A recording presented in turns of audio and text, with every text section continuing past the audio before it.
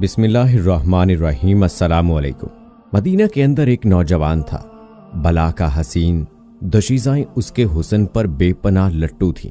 جس وقت اس خوش رنگ اور فولاد بدن نوجوان کو دربار خلافت میں پیش کیا گیا تو حاضرین مجلس اس کے دلکش گورے بدن کا غور سے مشاہدہ کرنے لگے۔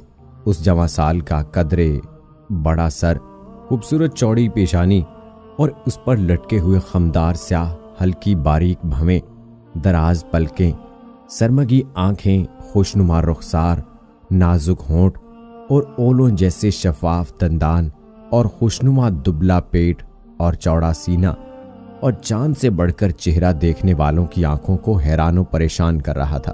اسے دیکھ کر امیر المومنین عمر فاروق رضی اللہ تعالی عنہ کو یقین آ گیا کہ واقعتاً یہی وہ نوجوان ہے جس کا جمال مقناطیس کی طرح راہ چلتی خواتین اور گھر بیٹھی دوشیزاؤں کو اپنی طرف کھینچ رہا ہے، اور وہ رات کی تاریکیوں میں جذبات سے مغلوب ہو کر اس کے حسن کے گیت گا رہی ہے۔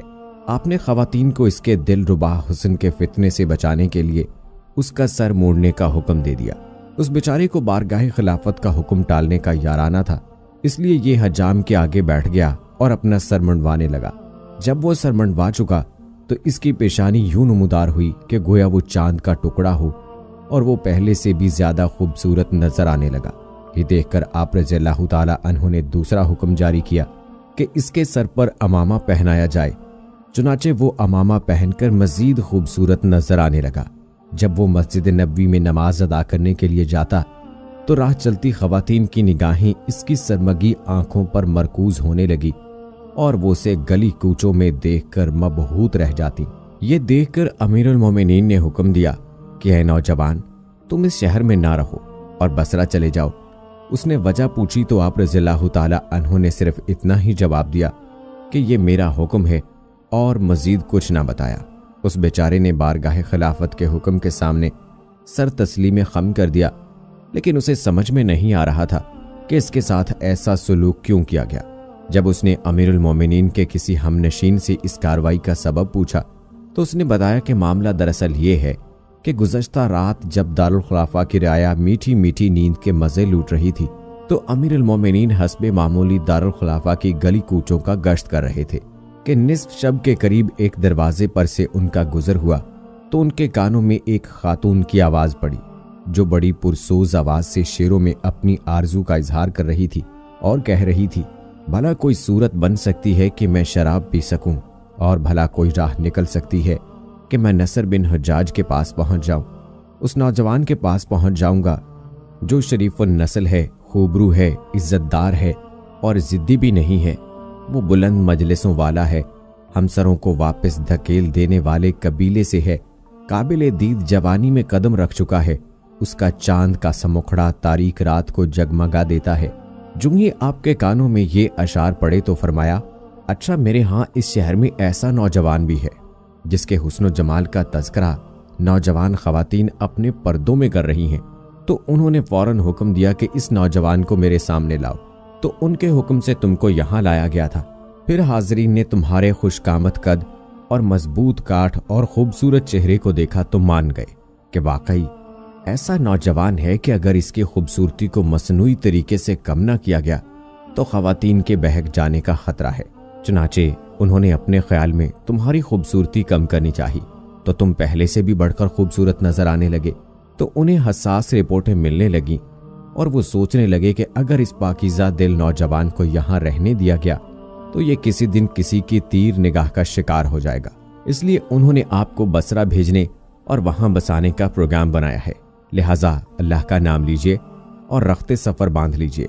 امیر المومنین آپ کو بصرہ بھیجنے کا ارادہ کر چکے ہیں اور وہ اس ارادے سے ٹلنے والے نہیں۔ حضرت حجاج سملی کا یہ خوبصورت اور حسین و شکیل بیٹا نصر بن حجاج اپنی بیوہ ماں کا بڑا خدمتگار اور اس کی آنکھوں کا تارا تھا۔ یہ جب کبھی اس کی نگاہوں سے اوجھل ہو جاتا، اس کی آنکھوں میں جہاں اندھیرا ہو جاتا تھا اور کھانا پینا بھول جاتی اور اس کے متعلق مہم خطرات میں گھر جاتی، اور جو ہی یہ اس کے سامنے آ جاتا اس کے لیے جہاں روشن ہو جاتا، اسے مدینہ چھوڑ کر بصرہ میں جا کر بسنا گوارا تو نہ تھا، لیکن امیر المومنین کے حکم کے سامنے کسی کو دم مارنے کی مجال نہ تھی۔ उस बेचारे ने अपना दिल मजबूत करके अमीर उल-मोमिनीन से पूछा भी कि अमीर उल-मोमिनीन, मेरे खूबसूरत होने और ख़वातीन के मेरी तरफ देखने में मेरे किस तरह के कौलो फेल का दाखिल हो तो बताइए। लेकिन आप रज़ी अल्लाह ताला अन्हु ने कोई जवाब ना दिया और फरमाया, ऐ नौजवान, ये मेरा इंतज़ामी हुक्म है जो पक्का है। अमीर उल-मोमिनीन ने बसरा के गवर्नर को उसे बसरा में घर मुहैया करने का हुक्म दे दिया था। चुनाचे उस नौजवान ने अपनी प्यारी वालदा को अल्लाह और फिर अपने भाइयों के स्पुर्द किया और खुद ऊंट पर सवार होकर तवील व अरीज सहरा और बुलंदो बाला पहाड़ों के दर्रों को अबूर करने लगा और कई दिनों की सौबत सफ़र बर्दाश्त करने के बाद बसरा पहुंच गया। उधर जब उस शादीशुदा खातून को अमीर उल-मोमिनीन के इस इक़दाम का इल्म हुआ तो वो अपने अंजाम से डर गई कि कहीं अब मेरी बारी ना आ जाए, तो उसने चुपके से ये अशार लिखकर किसी के हाथों आपकी तरफ भिजवा दिए। उस अमीर उल-मोमिनीन से गुजारिश कर दीजिए जिसके नागहानी गुस्से के तसव्वुर से बदन पर कपकपी तारी हो जाती है कि मेरा शराब नोशी या नसर बिन हुज्जाज सलमी से कोई वास्ता नहीं। मैं उमर फारूक रज़ियल्लाहु ताला अन्हु से माफ़ी मांगती हूँ और उन्हें बताना चाहती हूँ कि मुझे नसर बिन हुज्जाज और शराब के बदले ताज़ा दूध और नीचे देखने वाली आँख में मुयस्सर है, इसलिए मुझे शराब पीने और नसर बिन हुज्जाज के पास जाने की कोई ज़रूरत नहीं है। मेरे इश्क को दोज़ख के खौफ ने लगाम दे रखी है और अब वो इस मकाम पर मुतमईन और पुरसुकून हो गया है। जिस उमंग और आरज़ू को पूरा करने का एहतमाम ना किया गया हो उसे जुर्म करार नहीं दिया जा सकता।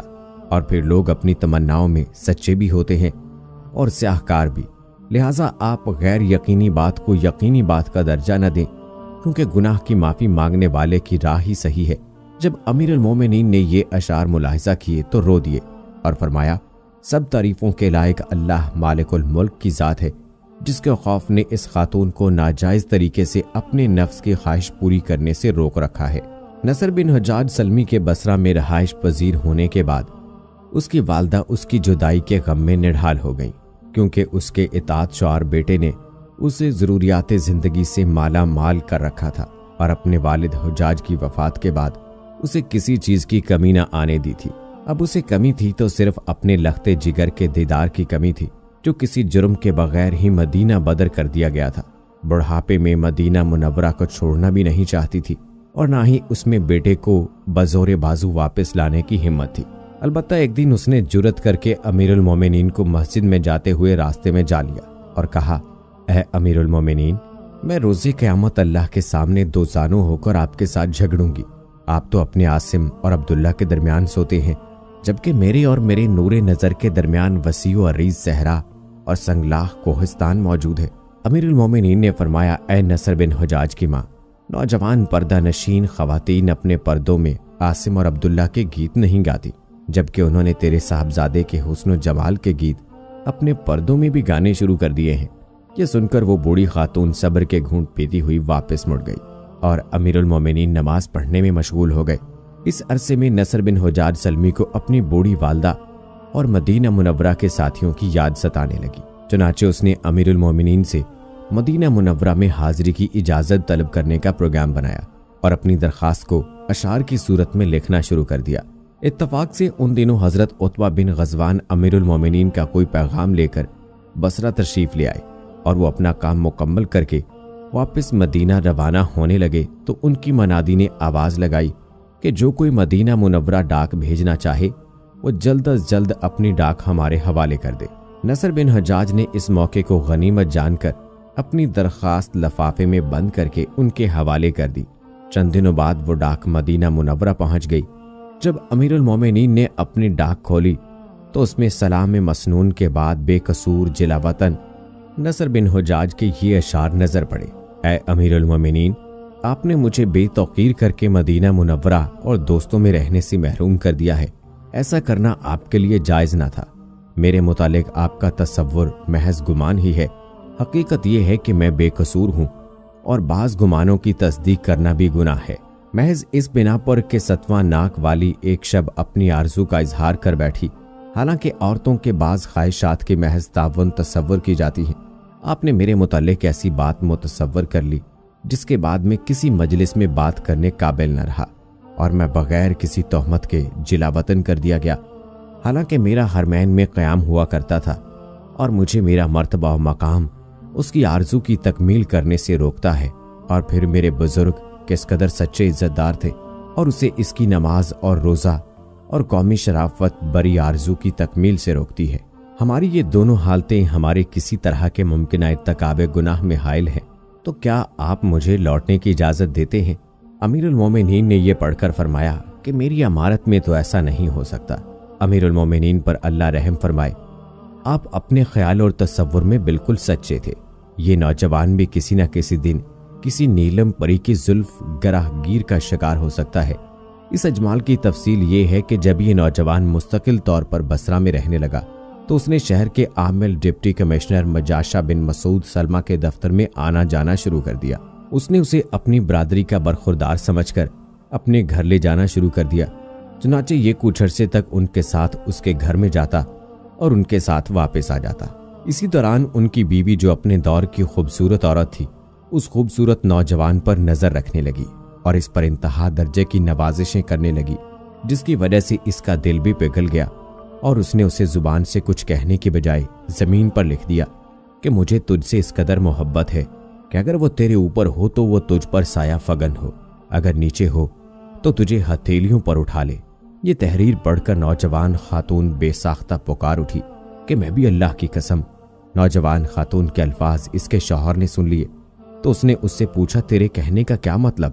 اس نے کہا کہ نصر نے ہماری اونٹنی کو دیکھ کر اشارتاً کہا ہے کہ یہ اونٹنی کس قدر خوبصورت ہے۔ مجاشہ نے کہا کہ تیرا یہ کہنا کہ اللہ کی قسم میں بھی اس بات کا جواب نہیں ہے، مجھے سچ بتا کہ تو نے ایسا کیوں کہا؟ اس نے کہا، سچ پوچھتے ہو تو وہ یہ ہے کہ اس نے کہا کہ تمہارا گھر کتنا خوبصورت ہے۔ مجاشہ نے کہا کہ یہ بات غلط ہے، تیرا کلام دراصل کس بات کا جواب ہے؟ تو مجھے جان بوجھ کر وہ بات نہیں بتا رہی۔ اسی دوران اس کی نگاہ زمین پر لکھی ہوئی عبارت پر پڑی تو اس کے دل میں خیال آیا کہ شاید میری بیوی کے الفاظ اس تحریر کا ہی جواب ہوں۔ اس نے تحریر پر ایک بڑا سا مٹی کا برتن الٹا کر کے رکھوا دیا اور نصر کے جانے کے بعد اسے اپنے سیکریٹری سے پڑھوایا تو پتہ چل گیا کہ اس کی بیوی کا کلام دراصل اسی بات کا جواب ہے۔ جب نصر بن حجاج کو اپنے اس معاملے کے افشاں ہونے کا علم ہوا تو مارے شرم کے زمین میں گڑ گیا اور اسے اپنی اس حرکت پر اتنا افسوس ہوا کہ اس سے بستر سے اٹھنے کا یارہ نہ رہا اور لاغر ہو کر چوزے ہو گیا۔ جب مجاشہ بن مسعود کو اس کی حالت کا پتہ چلا تو اس نے اپنی بیوی سے کہا کہ اب جا اور میرے بیمار برخوردار کو اپنے سینے کے سہارے بٹھا کر اپنے ہاتھ سے کھانا کھلا، شاید کہ اسی طرح اس کی صحت بحال ہو جائے۔ اس کی بیوی نے یہ مطالبہ پورا کرنے سے جواب دے دیا، لیکن مجاشہ بن مسعود بطور شوہر ہونے کے بھی اس بات کا اصرار کیا تو وہ مان گئی اور اسے کھانا کھلا کر واپس آ گئی۔ بعد ازاں مجاشہ نے حضرت ابو موسیٰ اشعری گورنر کوفہ سے اس بات کا تذکرہ کیا تو انہوں نے کہا بس اسی وجہ سے امیر المومنین نے اسی مدینہ منورہ سے بصرہ بھجوایا تھا۔ چنانچہ انہوں نے نصر بن حجاج کو بصرہ بھجوا دیا جہاں حضرت عثمان بن ابی العاص تقفی گورنر تھے۔ نصر یہاں سے کوچ کر کے فارس کے کسی قصبے میں آباد ہو گیا۔ اسے ابھی وہاں آباد ہوئے کچھ زیادہ عرصہ نہ گزرا تھا کہ گاؤں کے سردار کی بیوی اس پر مٹنے لگی اور اسے چوری چھپے ملنے کے بھیجنے لگی۔ جب اس بات کا علم گورنر فارس کا ہوا تو انہوں نے نصر بن حجاج سلمی کو اپنے ہاں بلایا اور اپنی تشویش سے آگاہ کیا اور ساتھ ہی اسے یہاں سے چلے جانے کا مشورہ دے دیا۔ اس نے کہا کہ اگر میں ارض اسلام میں کسی جگہ بھی نہیں رہ سکتا اور آپ لوگ مجھے کہیں بھی سکون سے ٹھہرنے نہیں دیتے تو میں کہاں جاؤں؟ اللہ کی قسم اگر آپ نے ایسا کیا تو میں مشرقوں کی سرزمین میں رہنے پر مجبور ہو جاؤں گا، ورنہ میرا کوئی قصور بتایا جائے۔ جب حضرت عثمان نے یہ صورتحال امیر المومنین کو لکھ کر بھیجی تو انہوں نے نصر بن حجاج کو وہاں سے جلا وطن کرنے سے منع کر دیا اور حکم دیا کہ اسے گھر سے مسجد اور مسجد سے گھر میں آنے جانے تک محدود کر دیا جائے اور اسے زیادہ عرصے مسجد میں گزارنے دیا جائے تاکہ نہ یہ باہر نکلے اور نہ ہی کوئی فتنہ کھڑا ہو۔ چنانچہ یہ نوجوان خلافت فاروقی تک فارس میں ہی جلا وطن رہا اور اس دور میں اس کی کڑی نگرانی ہوتی رہی۔ جب عمر مومنین شہید ہوئے اور اس کے سر اور داڑھی کے بال سفید ہونا شروع ہو گئے تو یہ واپس مدینہ چلے آیا اور آزادی سے ایمان اور تقوی کی زندگی بسر کرنے لگا۔